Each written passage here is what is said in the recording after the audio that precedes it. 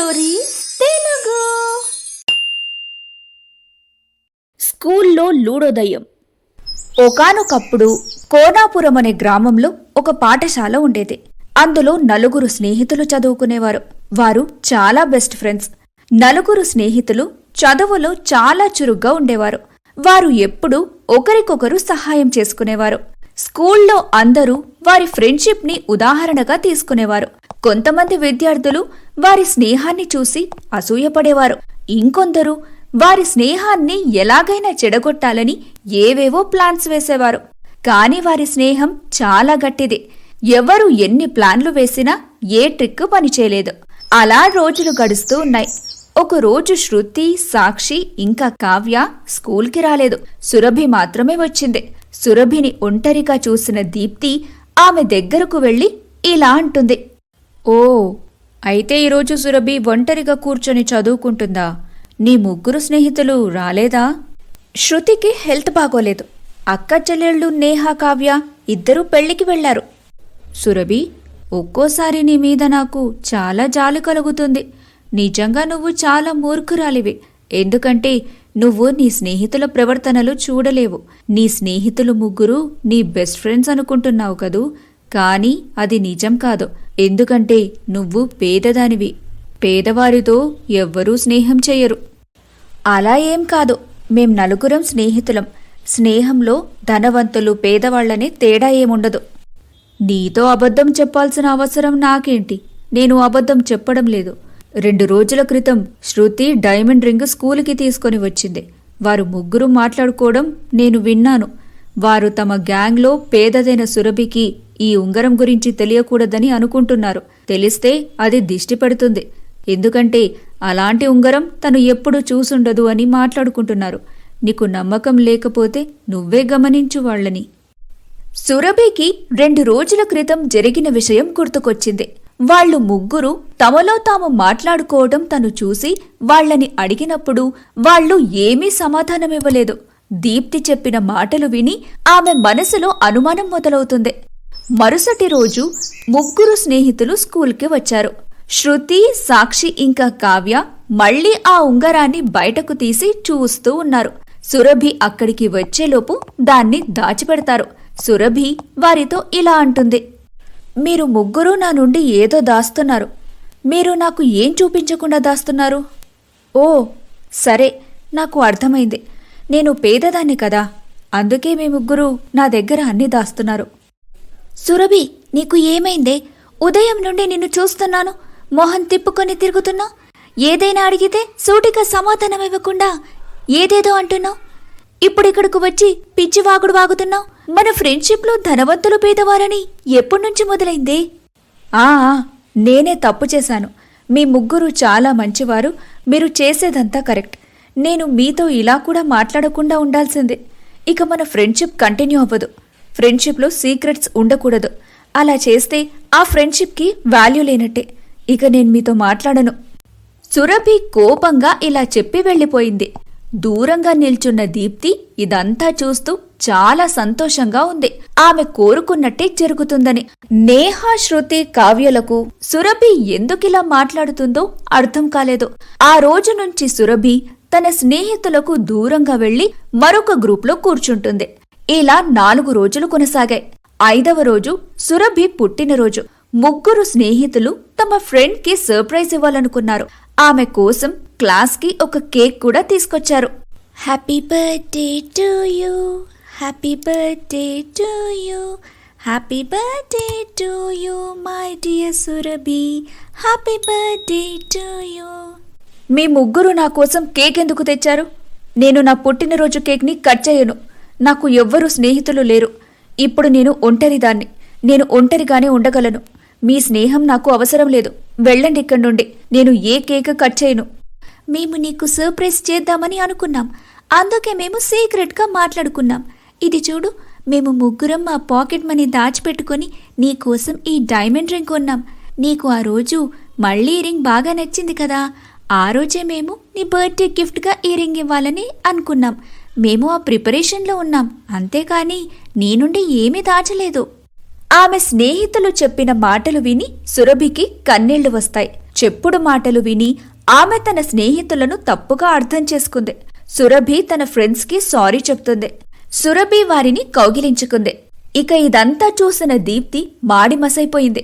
ఎందుకంటే వారు మళ్లీ ఫ్రెండ్స్ అయిపోయారు. దాంతో దీప్తి కోపంగా స్కూల్ వెనకాల గ్రౌండ్లో వెళ్లి కూర్చుంది. ఆమెకు చాలా కోపం వస్తుంది. ఈ నలుగురి స్నేహాన్ని తుంచడానికి 4 ఏళ్ల నుండి ప్రయత్నిస్తున్నాను. అయినా ఏమీ ప్రయోజనం లేదు. వీళ్లు మళ్లీ ఫ్రెండ్స్ అయిపోతున్నారు. ఈసారి చాలా పక్కా ప్లాన్ వేసినా అది కూడా ఫెయిల్ అయింది. ఇక లాభం లేదు. వీరిని విడగొట్టాలంటే ఏదైనా కొత్తగా ప్లాన్ చేయాలి. నలుగురు కలిసున్నంతకాలం నాకు ఫస్ట్ ర్యాంక్ రాదు. నాకు ఫస్ట్ ర్యాంక్ రావాలంటే వీళ్లని ఎలాగైనా విడగొట్టాలి. దీప్తికి అప్పుడే ఆ గ్రౌండ్లో ఒక చెట్టు కింద ఒక లూడో కనిపిస్తుంది. ఆ లూడో దగదగా మెరుస్తూ ఉంది. దీప్తి ఆ చెట్టు దగ్గరకు వెళ్లి ఆ లూడోని తీసుకుంటుంది. తను తీసుకున్న వెంటనే ఆ లూడోలో నుంచి భయంకరంగా నవ్వుతున్న శబ్దం వినిపిస్తుంది.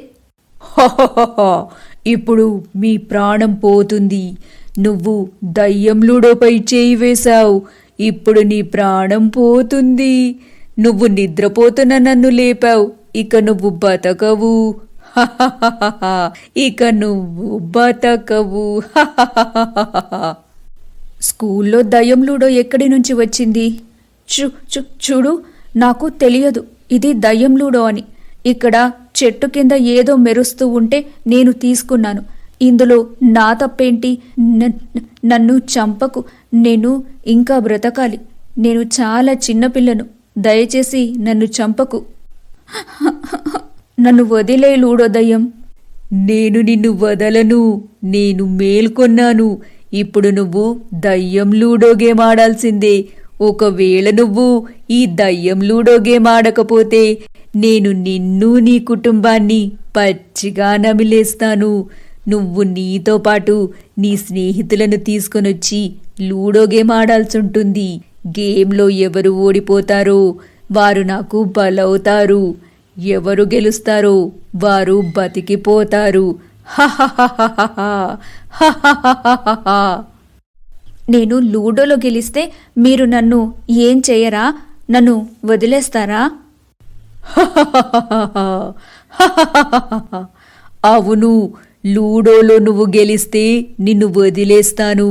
నిన్ను నేను తినను. కానీ లూడోలో ఓడిపోతే ప్రాణాలతో మిగలరు. ఈ దయ్యం లూడో ఇక్కడే స్కూల్లో అర్ధరాత్రి 12 గంటలకు ఆడాలి. ఇక ఈ స్కూల్లో రక్తంతో హోలీ ఆడుతాను. దీప్తి చాలా భయపడిపోతుంది. కానీ ఆమెకు ఏదో తెలియని ఆనందం. ఎందుకంటే తను లూడో గేమ్ చాలా బాగా ఆడగలదు. ఎప్పుడూ ఓడిపోదు. అందుకే తను స్కూల్లో దయ్యం లూడో ఆడటానికి సిద్ధపడుతుంది. ఆమె తన ఫ్రెండ్స్ దగ్గరకు వెళ్లి లూడో గేమ్ ఆడుదామని అడుగుతుంది. కానీ అర్ధరాత్రి స్కూల్కి వచ్చి గేమ్ ఆడటానికి ఎవ్వరూ ఒప్పుకోరు. ఇక తను నలుగురు స్నేహితుల దగ్గరకు వెళ్తుంది. సురభి, ఈరోజు నీ బర్త్డే కదా, మనం ఒక ఆట ఆడదామా? స్కూల్లో లూడో ఆడదాం. దీప్తి, మేము నీతో ఏ గేమ్ ఆడము. వెళ్ళిక్కడ్నుంచి. ఇక లూడో అయితే అస్సలు ఆడము. నువ్వు చాలా చెడ్డదానివి. మా నలుగురిని దూరం చేయాలని చూస్తున్నావు. వచ్చిందండి వయ్యారి. ఈమెతో మేము లూడో ఆడాలంట. లూడో మరేం పర్వాలేదు సురభి, దీప్తితో లూడో ఆడుకుందాం. కానీ మాదొక షరతు. ఒకవేళ నువ్వు లూడోలో ఓడిపోతే క్లాస్లో అందరికీ చీజ్ పిజ్జా తినిపించాలి. ఒకవేళ మేమోడిపోతే మేము తినిపిస్తాం.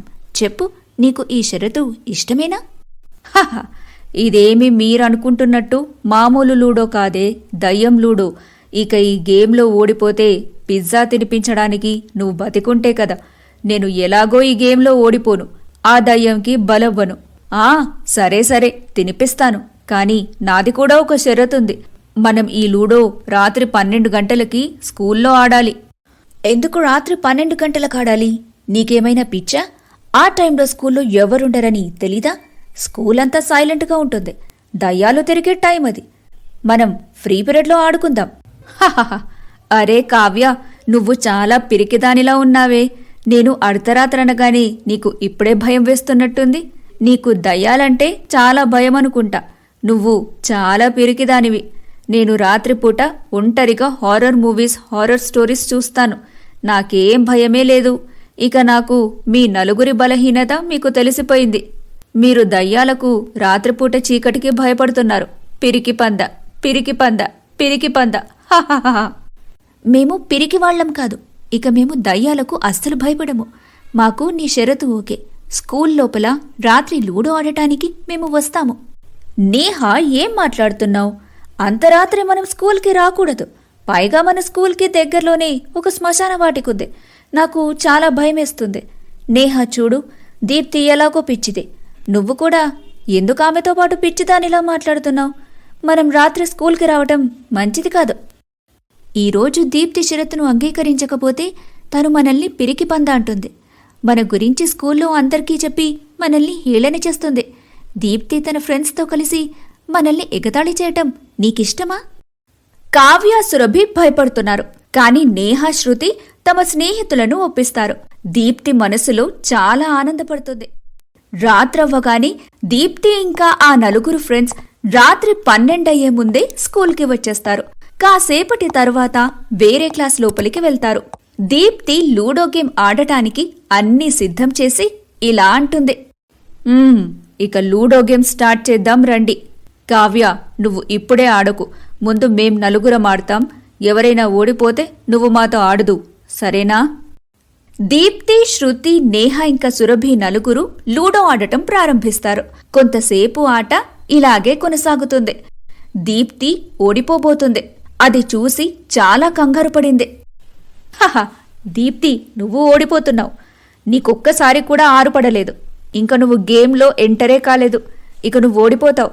ఆ తర్వాత క్లాస్లోని పిల్లలందరికీ పిజ్జా తినిపించాలి.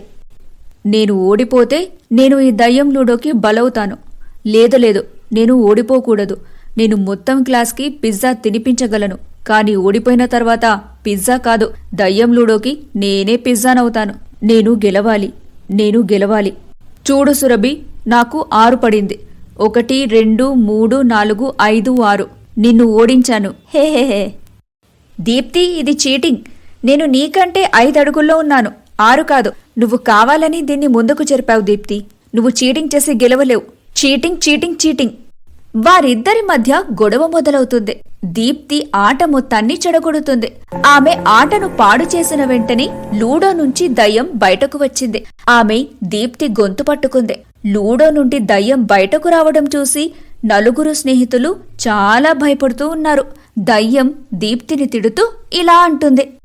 దయ్యం లూడో రూల్స్ నేను మీకు ముందే చెప్పాను.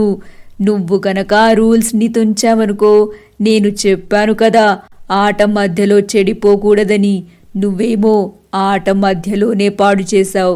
దీనికి నీకు శిక్ష పడుతుంది. నువ్వు లూడో నుంచి నన్ను బయటికి వచ్చేలా చేశావు. ఇప్పుడు ఎవ్వరూ మిగలరు. ఈ స్కూల్ మొత్తాన్ని నాశనం చేసేస్తా. రక్తపు హోలీ ఆడుతా. ఎవ్వరూ మిగలరు. సురభి, నేను ముందే చెప్పాను రాత్రి 12 గంటలకి ఒంటరిగా స్కూల్ లోపలికి వెళ్ళకూడదని. ఒక్కరు కూడా నా మాట వినలేదు. ఇప్పుడు చూడు, మనం ఈ దయ్యానికి బలవుతున్నాం. ఇప్పుడు మనం ఇక్కడి నుండి ఎలా బయటపడతాం? ఆ దయ్యం మనల్ని పచ్చగా నమిలేస్తుంది. దీప్తి, నీకు ముందే ఇది దయ్యం లూడో అని తెలిసి కూడా నువ్వు మమ్మల్ని ఇంత రాత్రి ఇక్కడికి తీసుకొని వచ్చావు కదా. నీ వల్ల మేం నలుగురం ప్రాణాలు కోల్పోతున్నాం. ఇది దయ్యం లూడో అని నువ్వు మాకు ముందే ఎందుకు చెప్పలేదు? నన్ను క్షమించండి, నేను పెద్ద తప్పు చేశాను. నన్ను లూడోలో ఎవ్వరూ ఓడించలేరు అనుకున్నాను. కాబట్టి నేను ఈ దయ్యం లూడో ఆడటానికి సిద్ధపడ్డాను. మీ అందరినీ నా దారి నుండి తప్పించుకోవాలనుకున్నాను. మీరు లూడోలో ఓడిపోతే మీరు దయ్యం లూడో చేతిలో చస్తారని అనుకున్నాను. ఇక నేను ఫస్ట్ ర్యాంక్ తెచ్చుకోవచ్చు అనుకున్నాను. నన్ను క్షమించండి. ఇప్పుడు మీరెవ్వరూ వెనక్కి తిరిగి ఇంటికి వెళ్ళలేరు. అందరినీ చంపేస్తాను. ఆ తర్వాత దయ్యం లూడో ఇక్కడ మళ్ళీ మొదలవుతుంది. దయ్యం దీప్తి గొంతు వదలకుండా అలాగే పట్టుకుంది. దీప్తి ఊపిరి పీల్చుకోలేకపోతుంది. తనను కాపాడమని తన ఫ్రెండ్స్ వైపు చూస్తూ ఉంది. నలుగురు స్నేహితులు దీప్తిని అలా చూడలేకపోయారు. దయ్యం నుండి ఎలాగైనా దీప్తిని కాపాడాలని అనుకున్నారు. ఇక వెంటనే ఆ దయ్యం లూడోని తీసుకొని ముక్కలు ముక్కలుగా తుంచేస్తారు. అలా చేయగానే ఆ దయ్యం చుట్టూ మంటలు చెలరేగి కాలిపోతుంది. దాంతో దీప్తి వారికి క్షమాపణలు చెబుతుంది. మీ నలుగురు వల్లనే ఈరోజు నేను బతికున్నాను, నన్ను క్షమించండి. మీరు నలుగురు ఎంత మంచివారు. నేను మిమ్మల్ని చంపాలని చూశాను, కానీ మీరు నన్ను కాపాడారు. ఈ రోజు నుండి నేను ఎవ్వరికీ చెడు చెయ్యను. ఎందుకంటే నాకు అర్థమైంది, ఎదుటివారికి చెడు చేస్తే మనకే చెడు జరుగుతుందని. మనం ఇతరుల దారిలో ముళ్ళు వేస్తే అవి మనకే గుచ్చుకుంటాయి, కానీ ఇతరులకు కాదు. నలుగురు దీప్తిని క్షమించారు. లూడో దయ్యం గురించి ఎవరికీ చెప్పకూడదని వారు దీప్తికి చెప్పారు. ఆ రాత్రి అలా గడిచిపోయింది. మరుసటి రోజు ఉదయం వారు స్కూల్కి వస్తారు. ఇక దీప్తి కూడా ఆ నలుగురి ఫ్రెండ్స్కి ఫ్రెండ్ అయిపోతుంది. చూశారు కదా, లూడో దయ్యం కదా. బుజ్జి పిల్లలు, ఈ కథ మీకు నచ్చితే స్టార్ స్టోరీస్ తెలుగు ఛానల్ని like, share, comment and subscribe చేయడం మర్చిపోకండి. Bye bye.